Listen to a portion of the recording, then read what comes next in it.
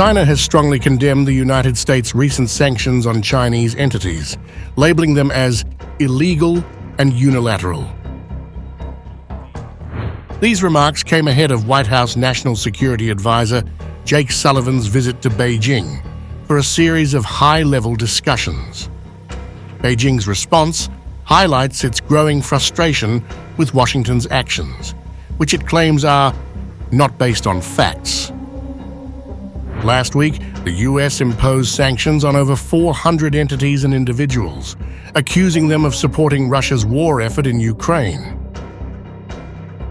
Among those targeted were Chinese companies that, according to U.S. officials, have been helping Moscow bypass Western sanctions and strengthen its military. This move is part of a broader strategy by Washington to limit Russia's access to critical technologies. Li Hui, China's special envoy for Eurasian affairs, expressed strong opposition to the sanctions during a recent briefing in Beijing. Although Li did not directly name the U.S., he condemned the use of sanctions as a tool to shift blame and create a China responsibility theory. He criticized the targeting of countries that maintain regular economic and trade ties with Russia, calling such actions illegal and unilateral. Despite the sanctions, China continues to position itself as a mediator in the Ukraine conflict.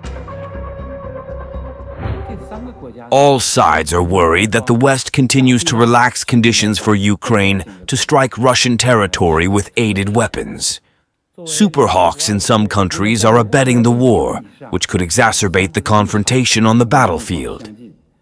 We believe that with more people joining the call, there will be greater hope for de-escalation and smaller danger for escalation, and the prospect for peace will be brighter. Earlier this year, China and Brazil jointly called for peace talks between Russia and Ukraine. Beijing has also put forward proposals aimed at resolving the conflict, including opposing the use of nuclear weapons and attacks on civilian nuclear facilities. Chinese officials have dismissed U.S. accusations as unfounded and driven by selfish interests.